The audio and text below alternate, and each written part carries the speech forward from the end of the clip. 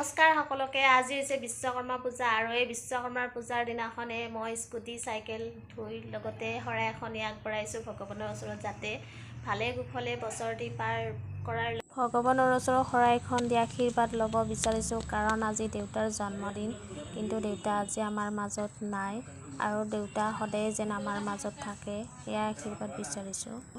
সৰু সৰু সপোনবোৰতে আমি সৰু সৰু মানুহবোৰে সুখী হওঁ আৰু সেয়ে নতুনক আদৰণি পাই পুৰণিক পাহৰিব নালাগে। আৰু সেই বিষয়ে আজি মই ভিডিঅ'টি বনাইছোঁ। যদি ভাল লাগে লাইক শ্বেয়াৰ কমেণ্ট কৰিব বুলি আশা ৰাখিলোঁ। মা দেউতা নহ'লে কোনো ল'ৰা ছোৱালীয়ে সুখী হ'ব নোৱাৰে।